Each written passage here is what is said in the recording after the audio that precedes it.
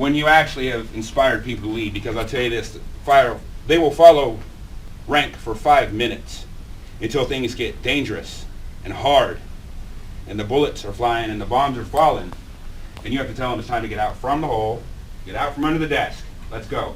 And the air outside might kill them. And I'll tell you what, they'll say, I'll just sign my LOC, thanks. I'll just sign here. No rebuttal, I'll just sign. Right? But maybe if you're doing it right, your airman will look you in the eye and say, I will go for you. And that will be the hardest thing you ever ask. And they have to believe that you are doing it not for you. They have to believe in you. That's leadership. Does that make sense? So, I'm not going to tell you how to do leadership. I'm almost close. I'm close to the end. Stick with me, guys. I'm not going to go full Cleveland, sir, I promise. What is leadership? I cannot tell you what that is because everybody's different. Many of you know Sergeant Sharp, who just left to a sandy place, and she's an awesome, inspirational person. She is absolutely awesome, and I take nothing away from her. She could probably epitomize the mother-hen approach to leadership. I think we could all probably agree with that, all of you that know her, right? She will mother-hen you to death. She'll wrap you up in a hug. She'll give you a quilt. She'll bake you a cake for a birthday, the whole 9 yards. She's awesome. There is no way in hell I could get away with that. Absolutely no way. No, maybe the bake the cake part, but other than that, you're on your own. I'm not quoting nothing. But we both have been said we do pretty good at what we do. You have to find what works for you, whether it's humor, whether it's tough as nails, whether it's mother hen. Find out what works for you. But I will tell you this: be honest. For those of you that work for me, know rule number 2: don't lie to me, because I won't lie to you. If you're doing good, I'll tell you you're doing good. If you're being an idiot, I'll tell you that too. I have no problem with that whatsoever. But you'll know when I'm telling you that I'm being honest.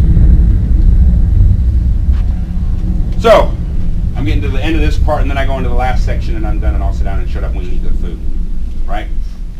You won't change the Air Force. Sorry to break your heart. But I'll tell you what you can do, and this is what you can inspire your people to do. You can change 20 feet around you. Right? Paper on the ground, your buddy ain't got his clothes on right, whatever the case may be. You can change 20 feet. And I've actually seen it put in place where a whole base had that whole mentality, and it actually worked. They changed 20 feet. You do 20 feet, I'll do 20 feet, you do 20 feet, and pretty soon stuff starts getting done. If you can motivate them to do that, then you'll be doing awesome. But remember, one day, hopefully, you're going to put on the roof. And just as much as that rocker is not yours, uh-oh. So in conclusion... Is he making fun of me? That's not nice. No, sir.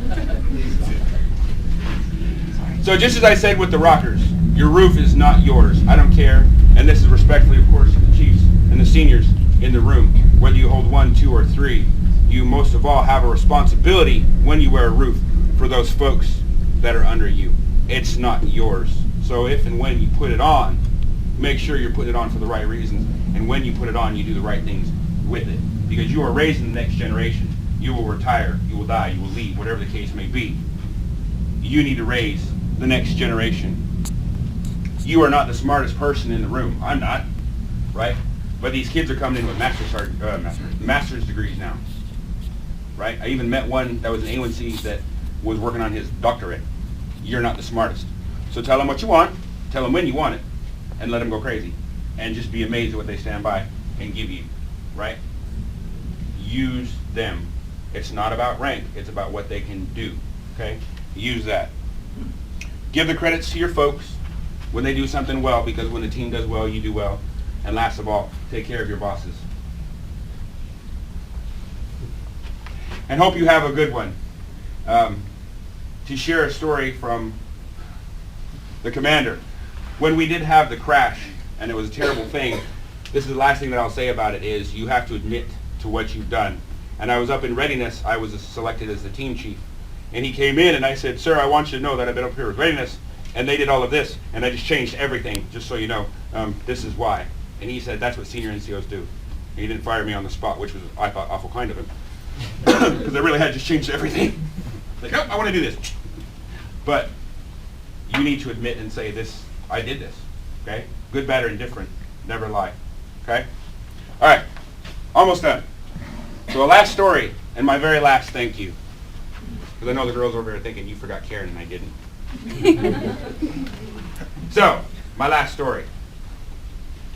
The Greeks tell a tale of the time before, when there was no man and there was no women. They were joined. And apparently they were incredible craftsmen. They were incredible statesmen. They were warriors. They were inventors, creators, all sorts. And as in most Greek stories, they got proud and it made the gods angry. So Zeus picked up his lightning bolt and he cast it down and it struck every one of these people on earth and it split them in two, creating man and woman. The curse of it is that mankind would be forever forced to walk the earth searching for the other half of their soul mate. And only a very blessed few would ever be so lucky as to find that soulmate.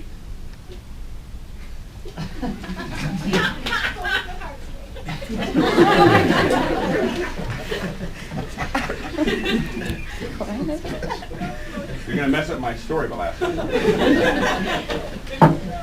Security. I know. Comic relief right there. I will tell you right now, my friends, that I am one who has been so very blessed. Aww, right?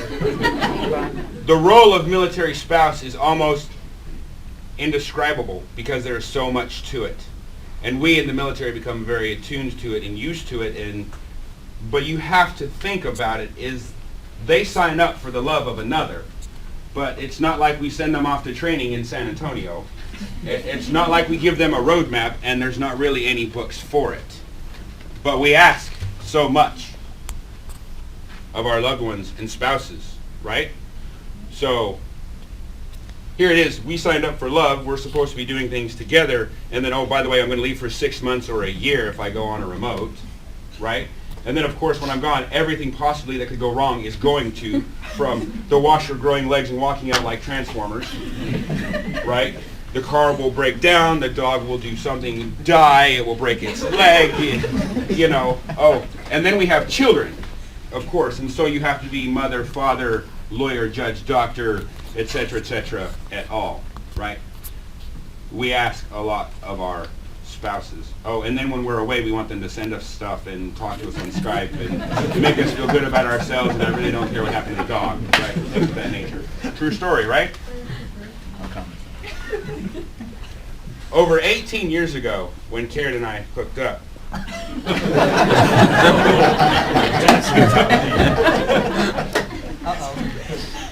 I will say, and I will tell you this now, that I told her that one lifetime was not enough time to show her how much I love her. So I promised her for the rest of forever. And after my time in the mortuary, I came to truly appreciate, right, what love is and how it can be. And although I have asked her to move numerous times, I've gone away and she's wondered if I'm ever coming back. She's always been there because it is, although the house may have been provided by the Air Force and a paycheck and the job, wherever she was is where home has always been. So, we're done, sweetie. I'm getting ready to hang it up. Okay. So no more of me leaving, no more of me going away. Are you okay with that? I'm okay with that. Right. Then I am done, and I thank you all very, very much for coming, and there's lots of food. Please stay and enjoy.